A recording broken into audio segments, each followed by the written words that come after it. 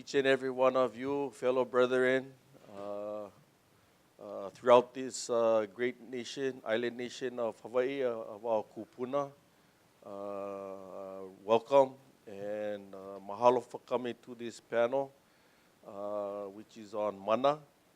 I'd like to introduce the panel members for you today, which really is a very honor for myself to be facilitating it today, because we have a nice, diverse panel of Kane who represent different sectors of the Hawaiian community.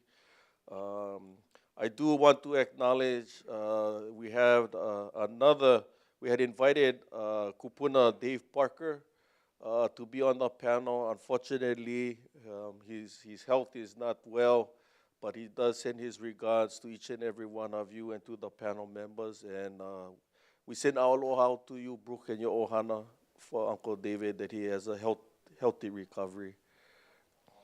Ka hoʻolauna aku kehia kupuna kaulana no hoi no oia ma ke kaia ulu nunui kanahana me ka haipule ina mea hoʻomanamana I ke hakua. I'd like to introduce this elder, well known within our Hawaiian community as a kahu for many of the distinguished hale pule throughout our community. Many years at Kawaihao, at Kaʻupu. He is in retirement, but is called on for many things throughout our community. Please welcome Kahu David Kaʻupu.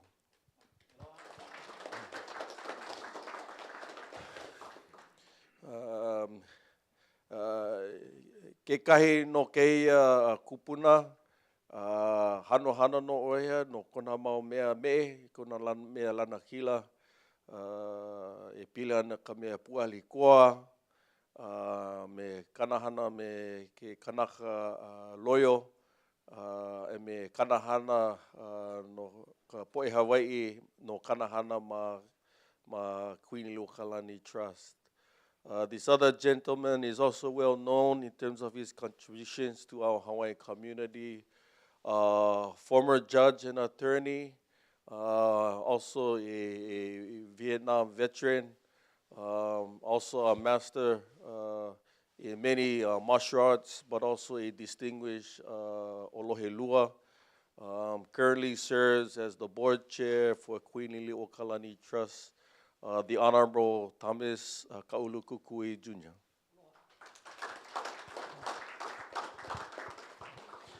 Nau ka hano e hoʻolauna no kuʻu hoa, kuʻu hoa papa, he loia kekahi, nunui kona mea paio e pile ana ka malama iwi kupuna ma Hawaii nei. Keia manawa, hana oia me DHHL no ma Molokai, ka malama ana ka aina pula ma laila. It's also an honor and privilege of mine to introduce this gentleman. He also is an attorney. He was very integral in the passage of the NAGPRA federal laws and protections for Native Hawaiian burials.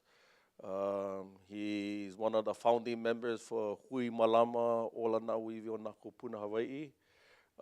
Currently works on the island of Molokai with the Department of Hawaiian Homelands there in preserving the homesteads with the residents there. Native to Molokai, may introduce Halealoha Ayau.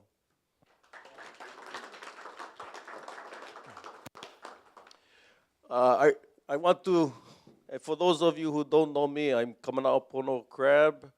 I'll be the facilitator for this panel today.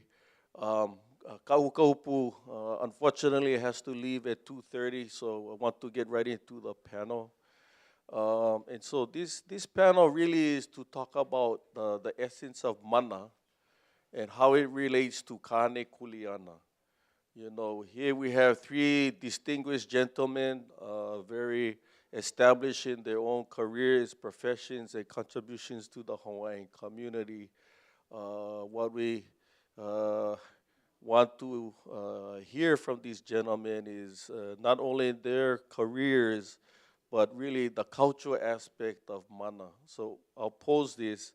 Tutupukui describes mana as a sense of power and energy, not just physical, but spiritual. You know, it also does imply that mana is a sense of authority, meaning of obligation, of responsibility. It's related to one's ancestral genealogy and lineage, but also it's contingent upon the work that you do.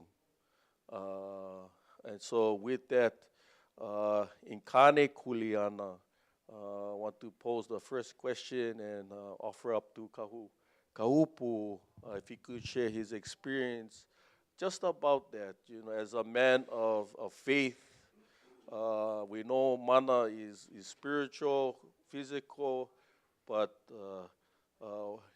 Kaʻupu and the panel members, you know, what is your thoughts on mana and your experience in your work and its relationship to Kane and how it applies to them today?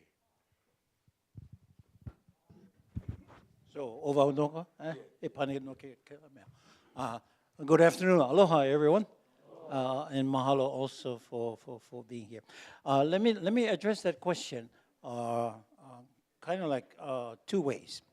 And let me address what I'm going to address with this statement. I consider myself a Hawaiian Christian. Okay? Hawaiian Christian. And I do not consider myself as being part Hawaiian, part Christian. Okay? I do not consider myself, for example, 99% Christian, 1% Hawaiian. I am Hawaiian Christian.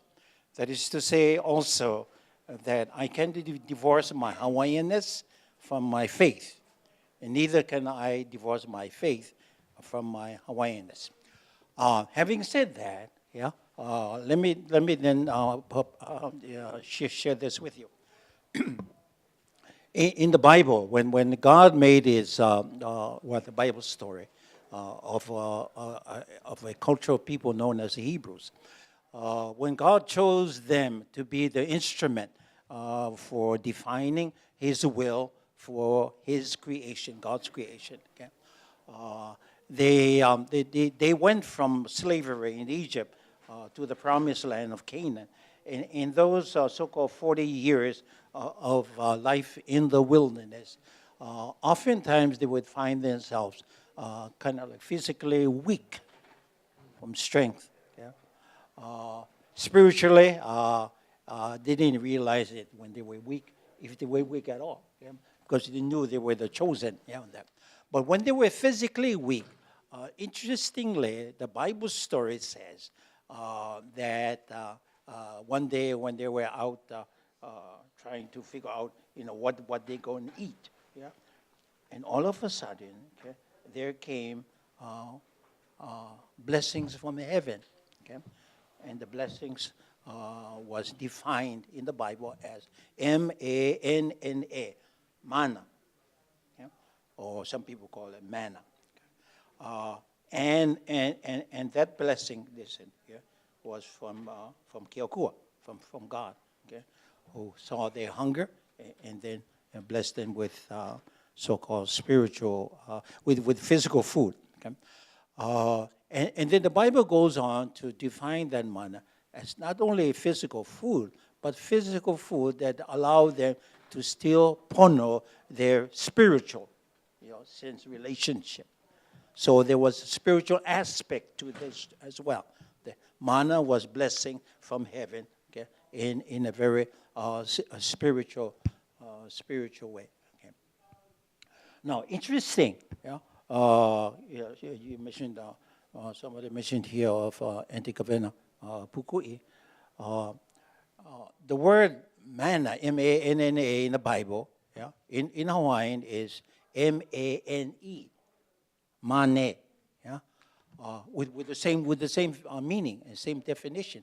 Now I share this because I have some problems with that, with the Hawaiian word mane. What little I know of my language, there's about little more than maybe 80%. I haven't done the math on this, but a little more than 80% of our words in our vocabulary are uniquely Hawaiian. Okay, like the word for meeting, alawai. Okay, that's uniquely Hawaiian. Some of the remaining words that we have, most of them were like what we call words that came into our vocabulary by being inherently translated or transliterated words.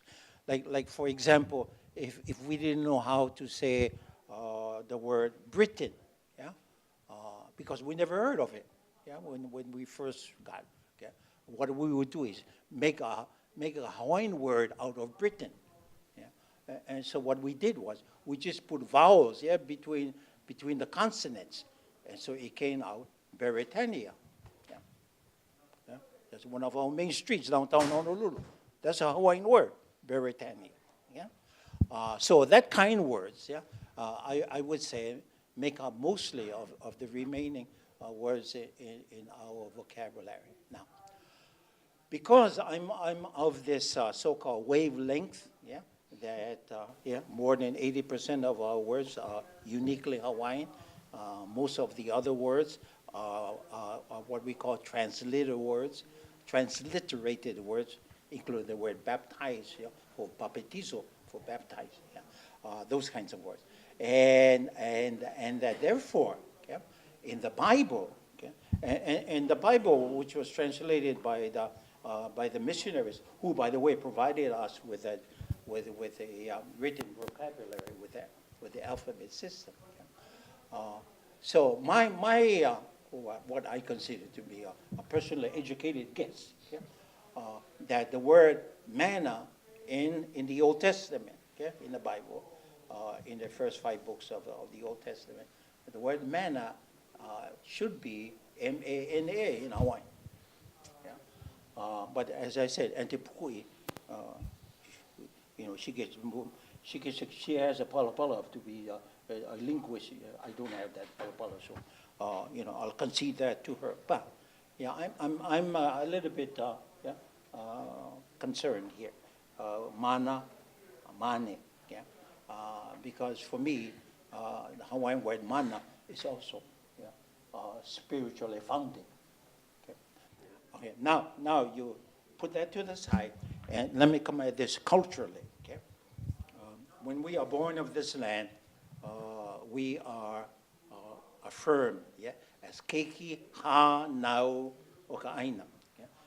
And by that, tutuma, they affirm us, affirm that the fact that it is the aina, who gives us life, as the aina literally ha nau us. In learning my vocabulary, my Hawaiian vocabulary in my household on Molokai, where I was born, I learned that the word hanau is a Hawaiian contraction word, and that the 2 words that make up hanau is the word ha and the word na'au, kind of like ha na'au that contracts into hanau. In Hawaiian physiology, the most important part of you as a person, is what is contained in the so-called four corners of your body, yeah? From poʻohiwi to poʻohiwi, ʻaha to ʻaha, shoulder to shoulder, thigh to thigh. It is within this so-called space of your body that everything exists. The essence of you belongs. Yeah? This is where you breathe. This is where you eat, yeah, and digest your food. Yeah? This is where your food is processed, yeah, into waste, and some of them into much of that into strength, yeah, and energy. This is where you do your creative activity. Yeah? Everything that you are as a human person is in this four corner. Right? And this four corner space of your body is called na'au. It's called your na'au. And so, you know, when Tutu Maʻopono asks, you know, ha nau o ka'aina, is that our they're talking about our na'au, okay, is born from the land. And the ha part, of course, as you know, is the breath of life. Okay? You know, our very essence of life is our na'au. Yeah? It's our na'au. Okay. Having said that now, in a very, you know, cultural way, okay, mana then comes from, yeah, the ha, that is what you might say germinated. Yeah? That's a nice holy term. Germinate, or indeed it's a ha that comes from the aina itself, yeah, and that gives us that mana. It can be the aina noho, no mako, no pa, the aina where you live, okay? Your so-called resident space, okay, where you and your family lives, yeah? That the mana could be from there. And let me end with this simple statement with my response. I was born one of 15 children, you know, same mother, same father, by the way, okay, on Molokai. I was the last child that my father, yeah, was a midwife to, and I was number 12 in the country.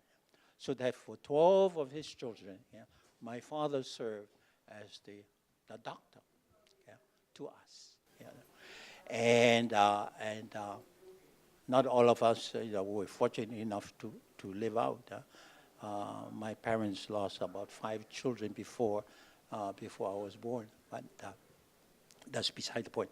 And what I wanted to say was that when my dad, yeah, brought us to life, yeah, the afterbirth, okay, yeah, that from each of his children, and that born, he buried it in the aina of our home space there on Molokai, about 13 miles east of Kaulukukui, yeah. And on each of the burial ground where each of our piko, yeah, is buried, my father planted a coconut tree. And so you can guess, yeah, that our property is about a little more than half acre. Planted coconut trees, he said it. Yeah. I know where my piko is buried, okay? And so does my other of the 11 other siblings. Yeah, we know where our picos are buried, which means that we know from whence cometh, yeah, who we are. Yeah, and I define that, and we know the mana, yeah, that we have today, you know, comes from that relationship or understanding, cultural understanding of our ha coming from the aina, and that is, yeah, where our piko also is. Okay. So just a comment, Kahu, because I think you put it well in terms of mana, not only coming from the Hanohekeke Hanau, but Tutupukui also describes the 3 ancestral connections in terms of Kapiko ke po'o, Maluna o ka po'o, Kamanava, in terms of the ancestral connection to our kupuna in the receptacle of our head, and then Kapiko o ka na'au, in terms of our ancestral connection to our biological parents, and then kapiko kama'i in terms of our ancestral connections through the genitals for procreation for the lahui. So in your description of the relationship to the land and your mo'olelo about, your piko being, which is the ritual of, kanui ka piko, of planting or placing our piko in the earth to the land and its connection really solidifies the individual Kanaka or us as Hawaiians in that relationship to the land. So I thought it was a well description of how you talk about keiki hanao, bringing it back to the piko, and then that relationship with the land also exudes mana. The question is, as we live in today's world, kahu, we have many diverse Hawaiians, both politically, religiously, culturally, but certainly from several years back, maybe from the 60s on to the 70s with the Hokulea, you had Mary Monarch in the revival through the 80s. In the 90s, you had other arts, the healing arts. You have Lua. And then now in the 21st century, there's much more, including the Ka'ulelo Hawaii, how does one individual or a Hawaiian maintain this sense of mana, in terms of hanapono? What is good etiquette, good mannerisms, and what contributes to that? Teaching, ike, and so forth. As much as one has the opportunity to maintain their mana in a positive way, what also should the generations today know what contributes to decrease of mana in inappropriate behavior or so forth?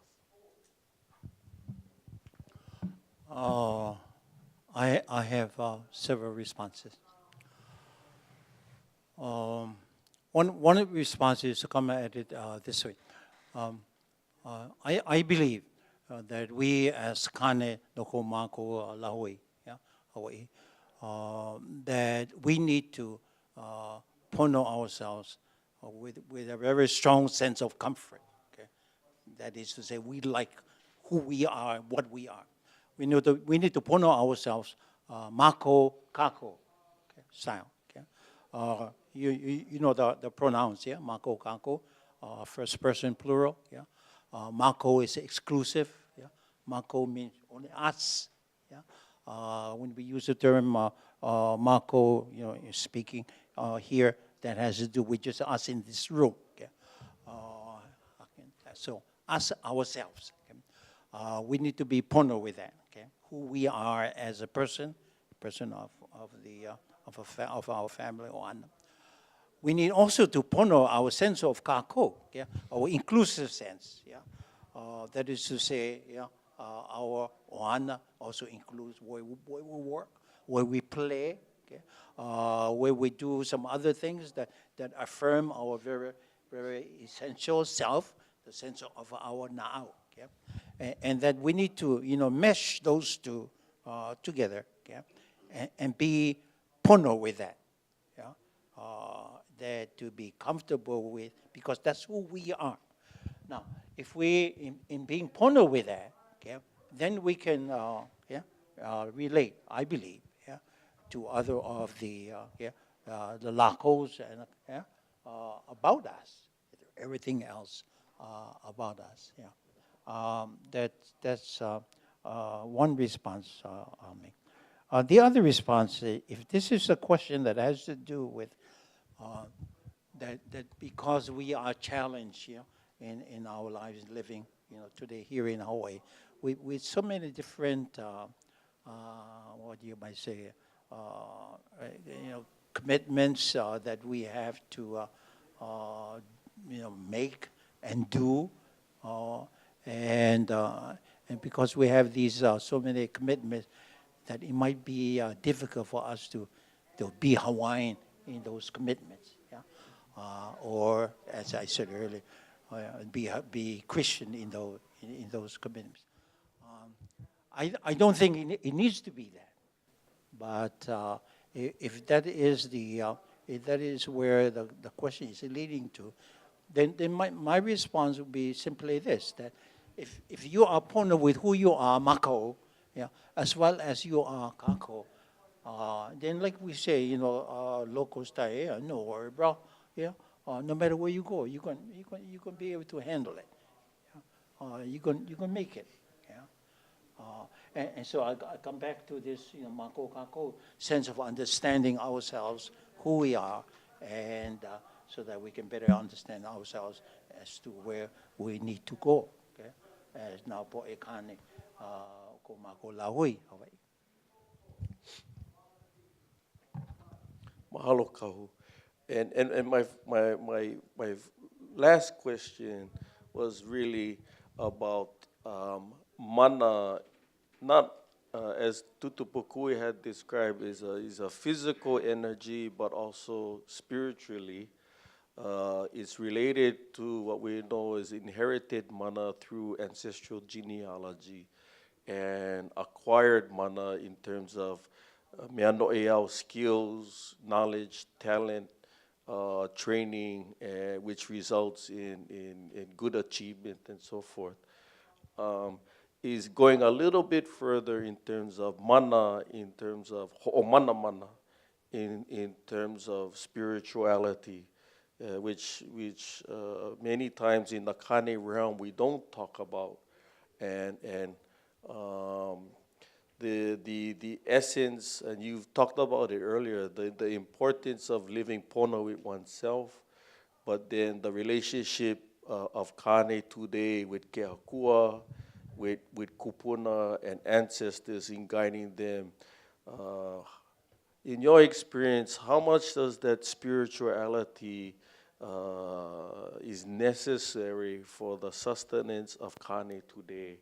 Living that spiritual, path, and what in your manao is some essential things that Kane should be, Hawaiian Kane should be perpetuating today.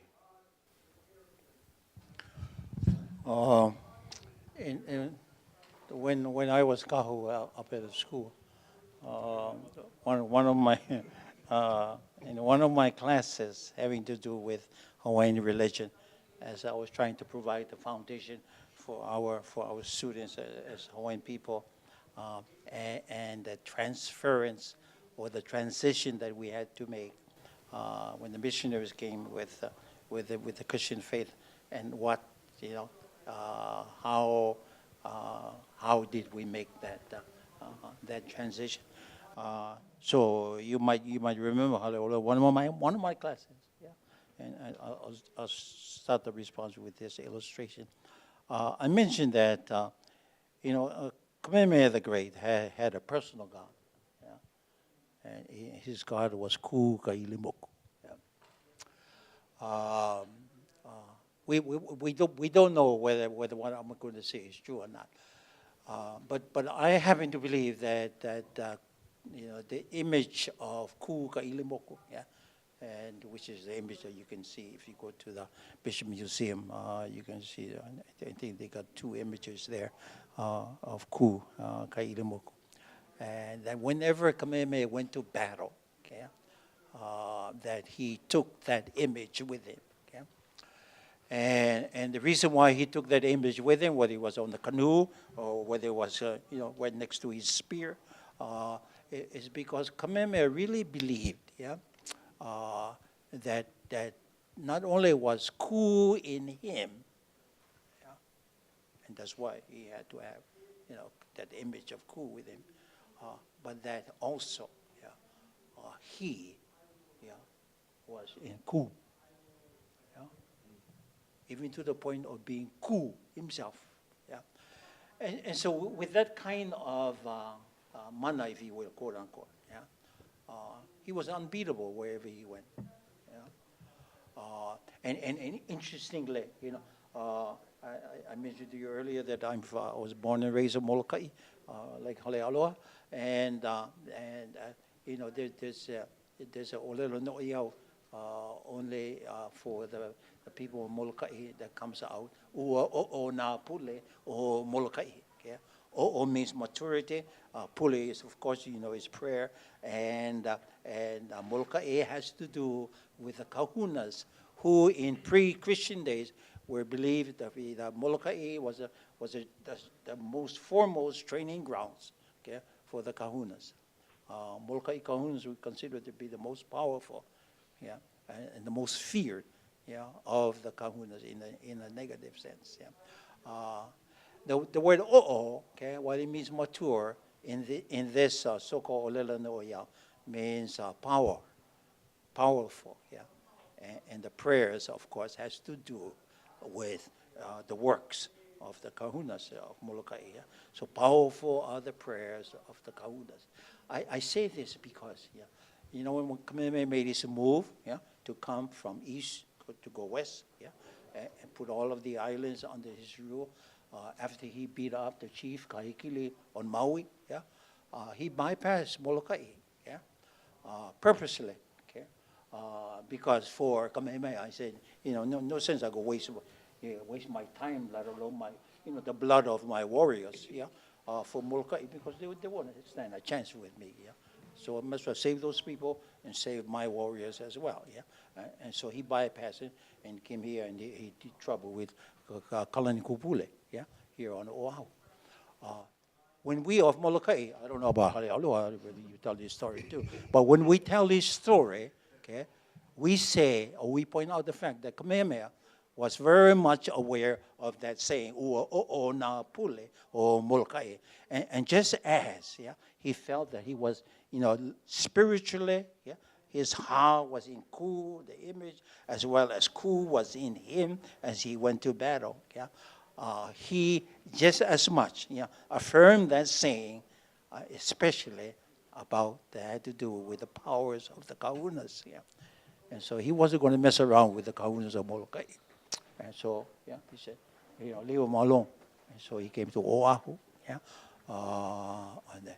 And what I'm saying is that I think we need to have a spiritual connecting link, if you will, yeah, that can define us as Kane, yeah, with whatever our spirituality is. And therein is that, in that connection is the mana. Yeah. And just like the mana was in the connection between, Kamehameha and Ku. Yeah. Then we'll move on and then allow the other panel members, and I would turn to, okay, Halealoha. Okay. Again, as I mentioned earlier, the first question was really about Tutupukui describing mana in terms of physical energy as well as spiritual force, coming with also implying of a sense of authority and so forth, based on your experience culturally, as a family man, your manao on mana from your own experience. Aloha no kako. I guess for me, when I was first asked to talk about this, I really didn't know where to start in terms of like how you describe it. And so what I did initially was just to jot down what my first impressions were, what first came to mind, because in my experience, that's the most truthful way you feel about something, is what your first impression is. And so when it came to thinking about the word mana, the first word that came to mind was discipline. And why that came to mind is with regard to not just ʻAha Kane, but Kane in general, Hawaiian lahui in general, is because I believe it's just grossly absent from our lives. And that absence of discipline, I believe, is what's contributing to the challenges we face. We create a lot of the challenges we're facing now. And to me, that's a shame. Because discipline and the practice of discipline, to me, is the expression of mana. My kumu, well, the first person who, influenced my life is my father, Reynolds ʻaha Ayau, who's Kahu's classmate.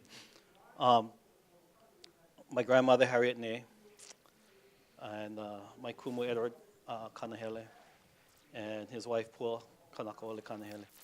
And I remember Tipu used to say that her mother always told them that the one thing that she thought, this is Edith Kanakaole, that was grossly missing from the Hawaiian community was discipline. We had really lost that sense of self-discipline, family discipline, discipline as a lahui. So when I thought about mana, that's the first thing that came to mind. The second thing that came to mind was loyalty. And loyalty to a deserving source, whatever that source was. Primarily your family, your community, your lahui, your faith, what you believe in, your practices and your values, loyalty. And then when I thought about that, I realized, well, it wasn't just that you were loyal, but that loyalty had to be of the highest level. Like many of you, I bet your fathers told you the same thing. Either do it right or don't do it at all. I used to when Dad used to tell me that, I used to think, what? I mean, as long as it gets done, right? Isn't that good enough? No. He would rather me not do them if I wasn't going to do it at the very highest level. And that influenced the way I grew up thinking. Like, if you're not going to go, at the very highest level that you can, then you shouldn't do it at all. And so to me, the second thing that came to mind was this sense of high-level commitment to a deserving source, which is also to say that there is no mana in mediocrity. Our kupuna never practiced it. They didn't consider someone who's just getting by is having mana. It was to push it to the next level. And then the last thing that came to mind was the value of achievement of excellence, which is consistent with all the things that I've talked about. Now, I'm going to try this out, and I hope I don't embarrass him, but to me, when I think about discipline, I think of Kauai. Because I got to participate in a journey with him and Kamanaʻo and Tai. We went to Providence, Rhode Island, to return, to take back possession of a ki'ila'au, a wood image. And there was a contentious situation between those of us who were trying to do this and this museum. And what I observed on the trip was disciplined behavior amongst these men, Kamanaʻo, included.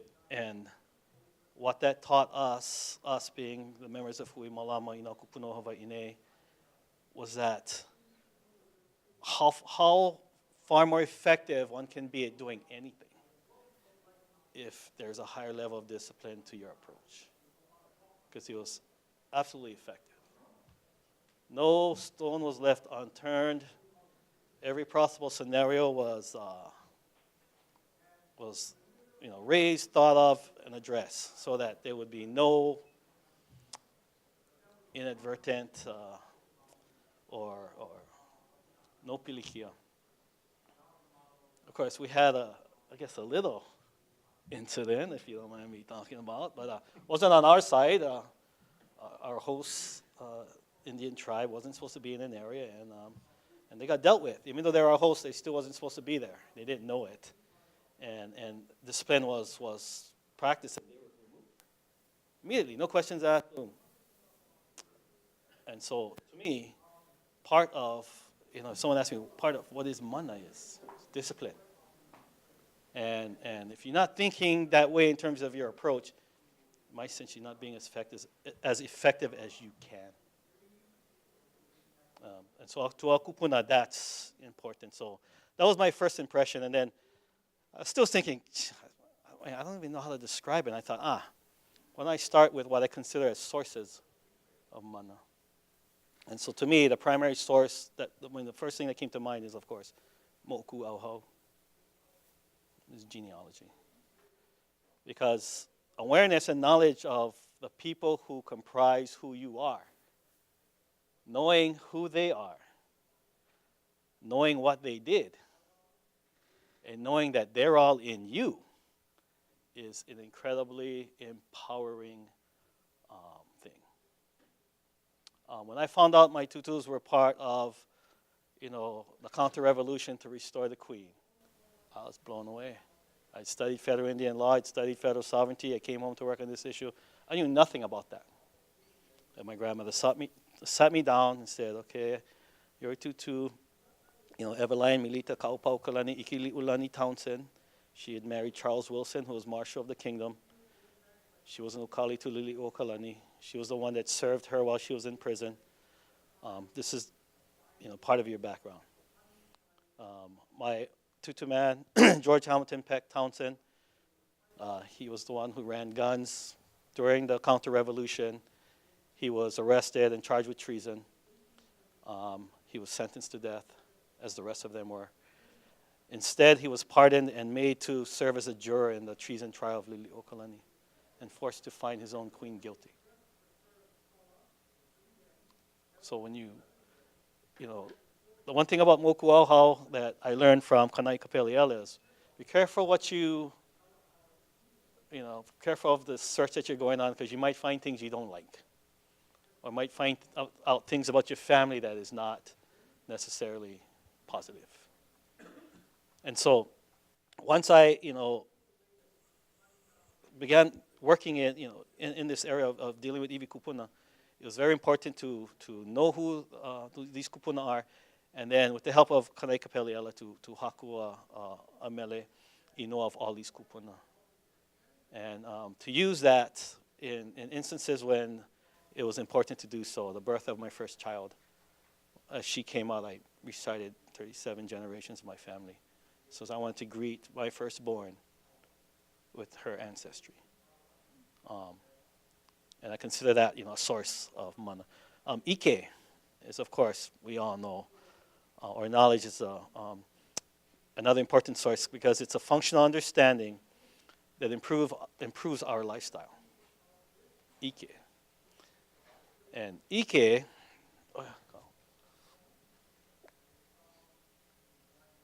I think one thing that's happened to us in, the last quarter century is we've placed this over-reliance on mana'o. And now you go to gatherings where important decisions have to be made. And they ask, so what's your mana'o? What's your mana'o? To me, they should be asking for ike. Instead of asking for opinions, they should be asking for knowledge. Because if you start placing your faith in an important decision in the whims of the masses, then you deserve what you get. Versus, we had an entire class of people whose job was just to be professional or learned in one particular practice, and those were kahuna. So the reason we had that is because our kupuna placed faith in these kahuna because of the importance of ike, not in mana'o. So to me, ike is very important. Kuleana, of course.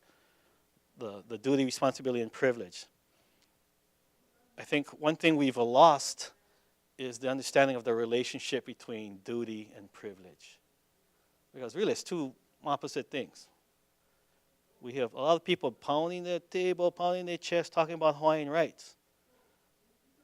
But they're not talking about Hawaiian responsibility or Hawaiian duty. And to me, those go hand in hand. In fact, the duty comes first. Duty earns privilege. So if you're not being responsible, how can you possibly be demanding a privilege? Kia, or focus, on a particular practice, and understanding the need to elevate. We so the way we live today as Hawaiians, we're so inundated with stimulus and impulses that, how the hell can we focus on anything?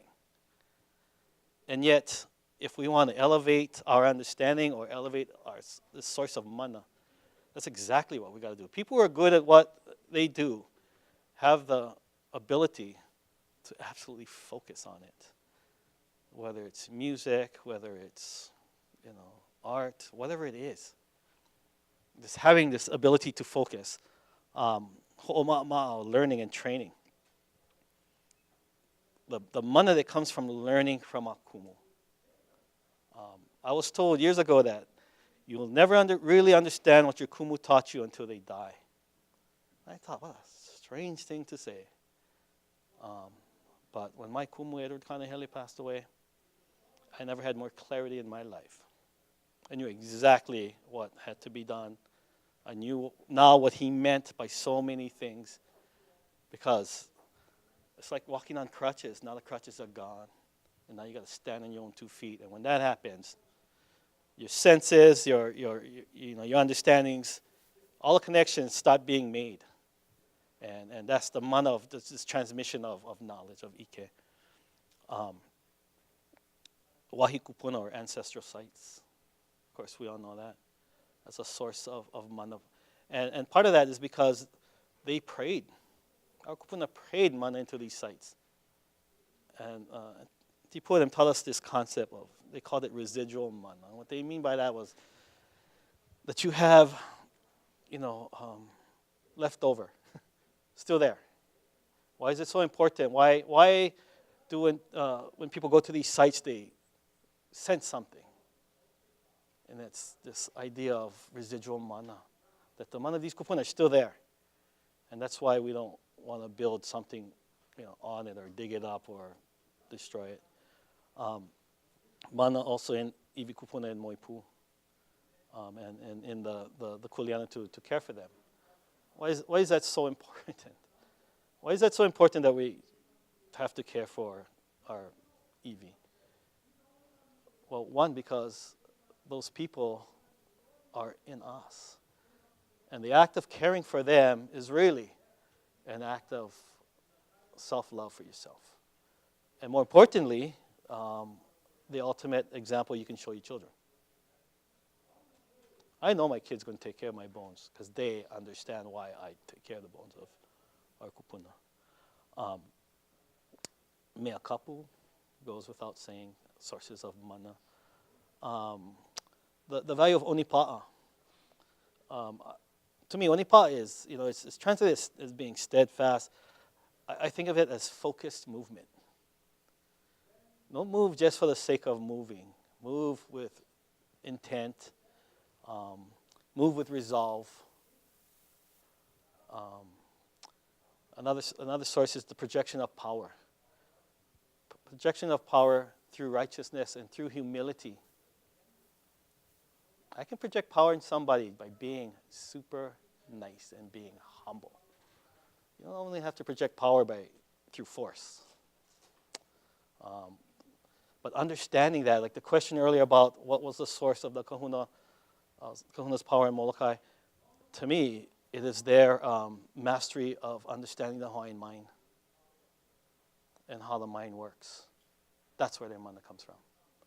I mean, it's a combination of all of the above, the pule, but really it's understanding the Hawaiian mind. Because, example, if we all thought Halon over here was on kahuna ana, and therefore he had this training and this mana to take somebody's life, and one day you look out your window and he's hanging outside, and you have no idea why, but he ain't talking to you, he's just staring at your house. And you go off to the market or wherever, and next thing you look, and there he is again, just watching you. And what is he doing? He's planting this seed in your head. And pretty soon, you're going to start getting worried. And you get so worried, you're not going to eat. You might start losing sleep. Over time, you look again, and there he is again. You walk off, and he's following you. This has the effect of what? Having you become your own, the your own demise. Like you are the instrument now of your own demise because he's gotten in your head. And the only thing left now is for you to die. I think that's where this kind of mana comes. It's understanding those concepts. And why that worked in that time is because everybody believed it. People go, welcome to work today. Because we have different beliefs. I'm not saying it cannot work today, but just an example. So I guess that's my initial response, in terms of what my first impression was and what the source is. Aloha nui kākou. Mana is a very complicated topic, and I'm not expert on it. Few of us are because we don't live in the time that our ancestors did, with their own sense of their own beliefs, as you mentioned, Halealoha, and different religious constraints that bound them in some ways and freed them in others. So forgive me if I oversimplify, because I'm a teacher. Kaulukukui is our teachers. My dad, one of 10 boys. Every one of them teacher, coach. Uncles and aunties, all teachers, and so I guess it's kind of like a retriever. You throw the ball, he's got to go retrieve it. Scratch a Kaulukukui, you're going to find a teacher. And one of the jobs of teachers is to make things as simple as they can be so that concepts can be transmitted, and sometimes, frankly, things are lost. Very complicated things sometimes are simplified so that some things are lost. So I apologize in advance for the fact that I've tried to simplify this topic, because sometimes I have to talk upon it. I agree with others that mana comes from sources that are beyond ourselves. They come from it comes from spiritual sources, whether that be keakua, or your belief in your concept of a greater power, or the power that comes from your ancestry, and your moku ʻaha, or the power that comes from nature. But there is a force that puts in us a spiritual power that I think is mana, embodies mana. A child, when it is born, if you take the normal three things we talk about, spirit, mind, and body, that child is what? More spirit, more mind, or more body? Is that body mature yet? No. Is that mind mature yet? Does that kid have a spirit? Yeah, there's a olelo no Ayau that says the child is the ali'i of the house. So when we're born, we have this spirit, which is not born of rational thought, and it's not born of a mature body either. But there is a spiritual power within us that motivates us, that causes us to act in the ways that we act. Right? And sometimes it's positive, and sometimes it's not. Okay? Everything that is living, certainly, has mana. And when you talk about mana, I'm going to talk about mana as prestige or authority or reputation. There are things which are not, we would not consider, at least medical profession would not consider as living, which has mana. I had a teacher once that said, there was an ant crawling around over here, So the ant's going across my desk. So what would you have done with that ant? I had a teacher once that says, even an inchworm has a half an inch of mana. Even an inchworm has a half an inch of mana. That is, there is spirit in everything. And so from wherever that source comes from, I'm not sure, all of us when we were born had mana in us. Now, don't ask me whether it was 3 lychees of mana, 5 pounds of mana, 100 volts of mana. I don't know. And maybe we all have different kind of mana. Okay. But for simplicity's sake, I say we have mana that we inherited in our DNA from wherever it came from. And when you interpret the word mana to mean prestige and authority and reputation, then that we have power over. Because in that regard, mana is like a checking account. You do something bad, stupid, mana account go down. Do something that's positive, that helps your people, mana account goes up. Right? That's a simple way to put it, eh? Yeah, credit or debit. So then the question comes, mana is spiritual power. What's your PIN number? You're in trouble, you need help, You need the mana of your ancestors. What's your PIN number? How do you get in that account and access it? How do you access it? Well, things spiritual. Pule is one, yeah? Chant is another. Do those things which are appropriate. Okay? Now, for males, my message for us who are males and who are trying to increase our leadership, I look at mana in 3 aspects. One is power. Call it power or authority. Okay? Second is prestige or reputation. Okay? And thirdly is kuleana. Okay? So here we have this spiritual force within us that should help us increase our leadership if we treat it right. It's a power. Kind of like battery source, huh? Don't waste it on stuff which you shouldn't be doing. Okay, so let's talk about power. What gives me power? If I have power, where does it come from? Could it come internally because I have this spiritual sense and energy that was given to me? That I was born with it? Yes? Okay. Could you as a group confer upon me power? Yes? Depends on the things that I do. Depends on how I act. Depends on how I express myself. Yes? You don't think I have power? I don't have it in your mind. True? Yeah. I may have it in my mind, but I don't have it in your mind. Okay? So when we're talking about mana and power, we all have it, and the question is management. How do you manage your account? One day when I was a judge, I was going in to write a decision on a Sunday. Nobody downtown. Park my car, ready to cross the street. I look right, nobody. I look left, nobody. I look the light, wrong light, but nobody. I start to walk across the street.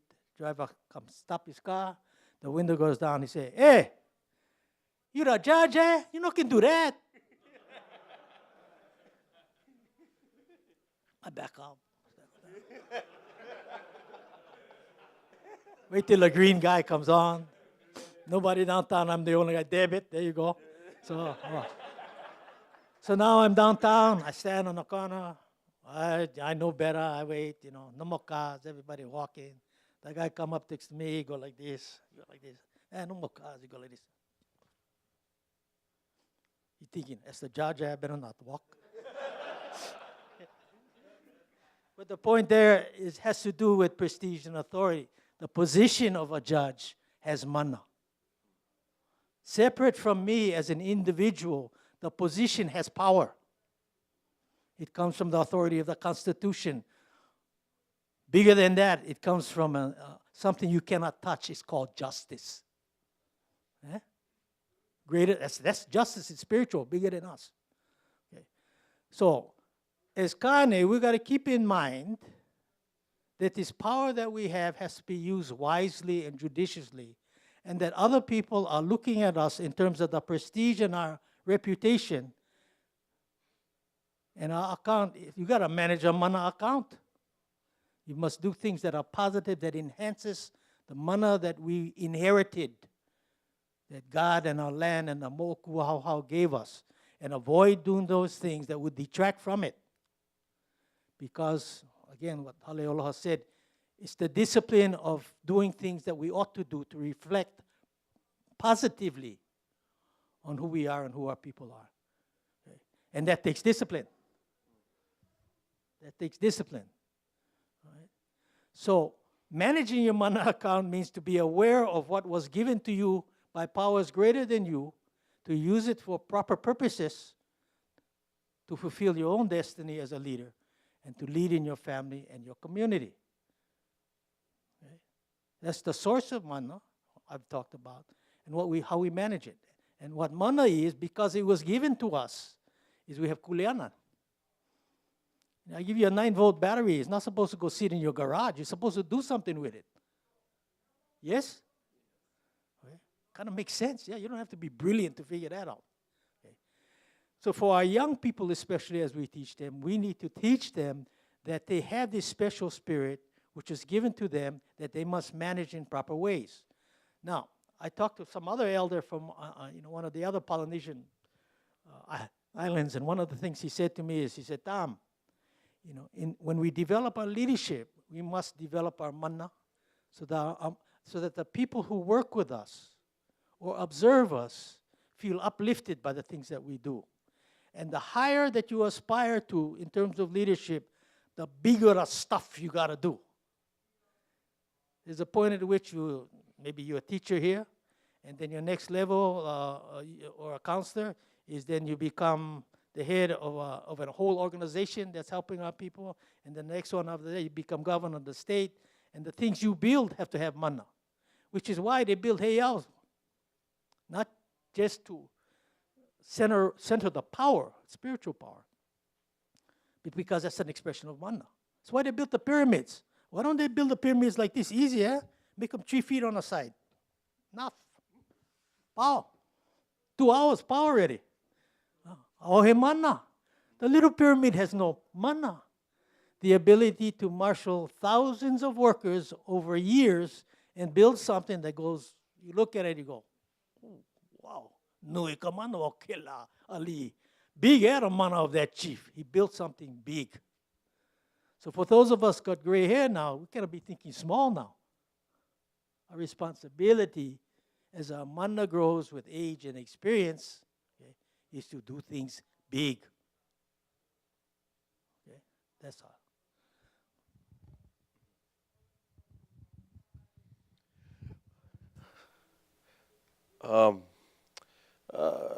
Both of you already have covered a lot about sources of mana, defining it from your own experiences, and in terms of some of the aspects of mo'okuahau genealogy and credit, debit, and the PIN number. I thought that's a good one. It's a good one. Deviating a little bit from the other questions I had for Kahu, because it seems like both of you have talked a lot about it, is I want to pose this, for a lot of Kane, we've been challenged over these years, we're very familiar with a lot of the rates of health, incarceration, and the image of just Hawaiian Kane today, So what can you share with our men today, our counterparts, in terms of expression of mana, and whether it's culturally or otherwise, so that we have the collective mana change as a movement, as a people, and related maybe to leadership, Oh, you have. I guess the first thing that comes to mind to me is that, we're in a situation where we really cannot afford to not agree with each other, work together. We cannot afford what we went through at Kauai High. We can't afford that. We cannot afford.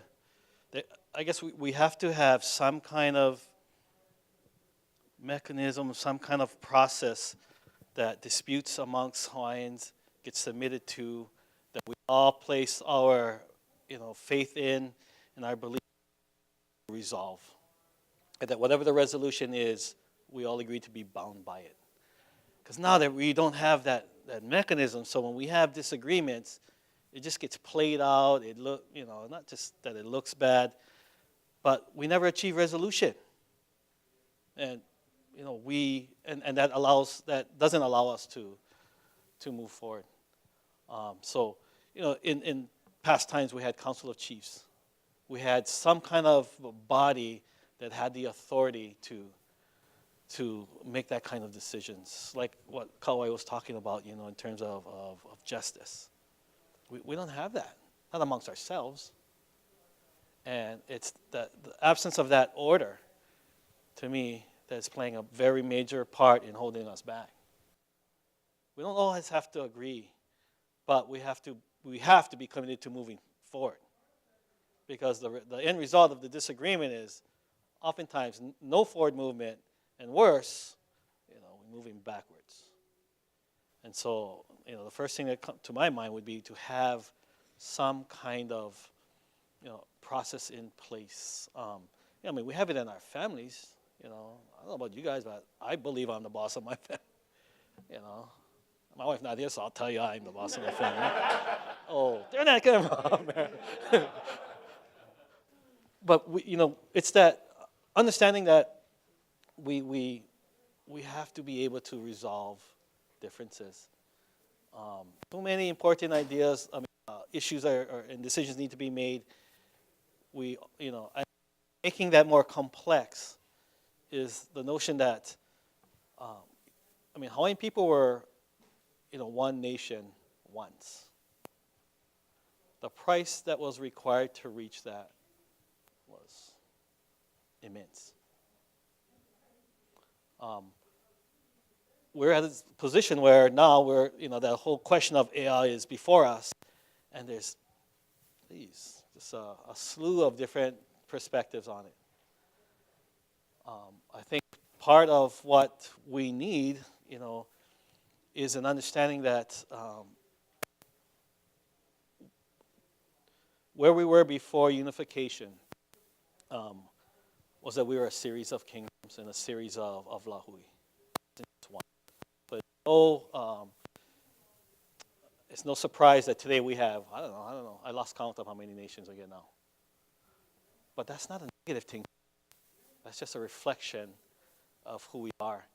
And so that maybe when we look forward in terms of our nationhood, instead of thinking of one nation, because the price to get that, I don't know if we want to pay it again. A series of lahui that, like the Iroquois, come together when they need to, but otherwise remain independent and strong on their own limits or in their own communities. Just the idea that we really need to look back at our history to learn from what worked and see which one is best applied to where we are today. And see if that allows us. But principally, my answer is, we need some kind of forum to resolve disputes.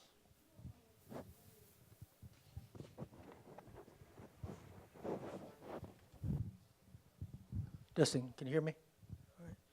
All right.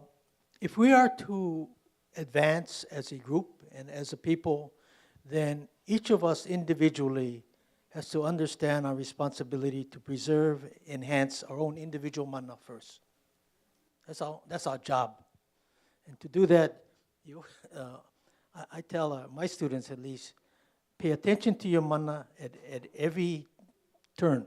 Anybody in the military? Yeah. Anybody know what a gig line is? You know, the line down the placket of the front of your shirt or the button, your buckle in the middle, and then your fly.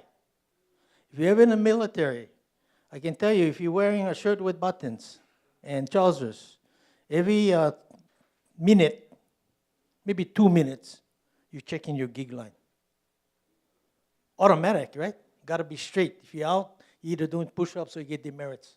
Anybody's ROTC know that. Okay. Each of us,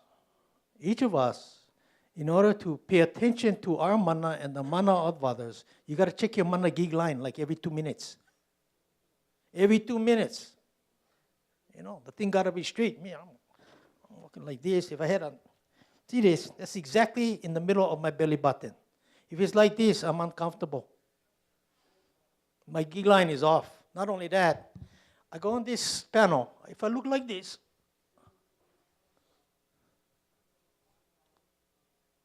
not too credible, eh? My mana is off. Right? Oh, hey, mana. So all of us, I think, in order to improve all of us, each individual, you got to pay attention to where is my mana account? Is my mana gig line straight? Am I carrying myself properly? Start with that, physical posture. Because mana is a spiritual thing, but it is expressed physically. Okay? So I introduced this, my friend who was a Samoan talking chief, quiet guy, sit there like this. Then I introduced him in his official capacity, and he sits at the table, and all of a sudden it's like he got like this. And high talking chief so-and-so.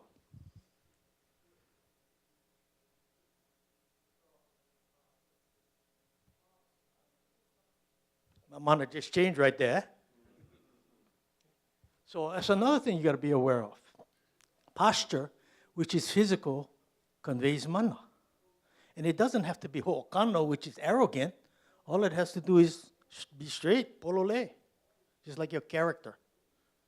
And each of us have to carry that responsibility in our lives to act in ways which makes us polole, which makes us straight. And if everybody did it, and you add up that collective mana, if 3 of us did it, everybody sit up straight. Okay? If 3 of us sit up straight, it's not 3, it's 9. It's not arithmetic, it's geometric, right? So for all of us to proceed, we got to recognize this concept of mana, not only in ourselves. Can objects have mana, by the way? Like what? Like what? Weapons? What else? Okay. Does the cross have mana if you're Christian? Do colors have mana? Sports car, what color? Red, yeah. Who would buy a white sports car? I don't get it. Okay. Right? Can a pen have mana? Pen? Yeah. What if it signs the world contract in the UN for world peace? That pen. You think when they sign the important documents that the president's staff says go down to Long's in Washington, D.C., buy a couple 79% big pens, 79-cent pens, and go sign the treaty? I don't think so. Okay. But if they did have a 79-cent big pen and they signed the Treaty for World Peace, nui ka mana, that pen. Okay. So we got to understand that concept, not only for us, but that things have mana. And if I understand that the gentlemen up here with me have mana and we have a dispute, then we should be trying to preserve each other's mana. And it helps us in our relationships, yeah? Right? So there's mana in everything, and you just got to turn on the mana thing. Oh yeah, ooh, that's the mana. Oh, look at that guy. Look how he stands. I like that. Stand up straight, yeah? They used to tell us, our parents, stand up straight. I never saw one guy, crooked, who said, I got this way because I never listened to my parents. They're not telling you because physically you're going to stay that way. It's because when you stand up straight, you feel better about yourself. It changes your state of mind. People interpret who you are differently. That's why they tell you that. They might as well tell you, hey, check your mana gig line. Your mana is off. Straighten it up. Okay? That's what they could have said to us because that's what they meant. So if we are to progress, then each of us has to understand the concept of it and the kuleana we have individually and understand that there's mana in others, right? And carry our own kuleana, own responsibility to preserve, enhance, add to our mana and the mana of others and take power from the mana of our spiritual places. Then together we all rise. No laila, mamake mahalo nui aku ia Tames Kaulukukui Junior me Halealoha Ayau no kolau mea manao. Actually, kolau mea ike, kana like me kakua pau e pile nono ke ia mea papahana nui o mana no kako. Want to really acknowledge and thank both Tames Kaulukukui, Halealoha Ayau, as well as Kaʻupu for sharing not only their thoughts, but really the ike, the knowledge, with us on this very important topic of mana. I will close with this. I learned it from a kupuna a while back. He alaha ina mea kupai ana hano. He mana, he mana, he mana no. What is the secret of that most remarkable, spectacular thing? It is mana, it is mana, it is indeed mana. No laila mahalo nui aku iau ko e nā hoa, no ka hele ana mai no ke ia papa. Mahalo for coming today, brethren, and enjoy the rest of the conference. Mahalo.